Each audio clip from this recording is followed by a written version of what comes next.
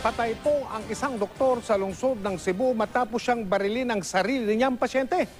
Ang posible raw ugat ng galit ng sospek ay yung kanyang pagkakalumpo matapos siyang operahan ni doktor. Nakatutok si Joseph Borong. Sa klinik na ito sa Southwestern University sa Cebu City, nauwi sa madugong wakas ang buhay ni Dr. Chris Abo, isang orthopedic surgeon at ng kanyang pasyente. Ang pasyenteng inakalang magpapacheck up lamang, biglang binaril si Doc. May buto rin ko sa diri. Narinig umano ng saksi na nagtatalo ang dalawa hanggang sa biglang umilingaw ang putok ng baril. Nadala pa sa ospital si Dr. Abo pero binawian din ang buhay.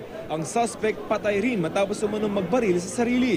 Kinalala siyang si Wilfredo Cobonsulin, 72 taong gulang at dati na palang pasyente ng doktor. Nabalian daw ng buto si Mang Wilfredo. Nakakalakad pa raw nung una.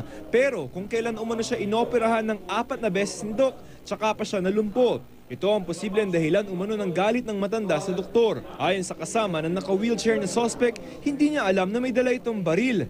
Ato pananggi. Iniimbestigahan pa ng mga otoridad kung paano naipasok ng suspect ang baril sa klinik na nasa loob ng universidad. Wala pang pahayag ang pamunuan ng Southwestern University. Hindi na rin nagpaunlak ng panayam ang mga kaanak ng dalawang nasawi.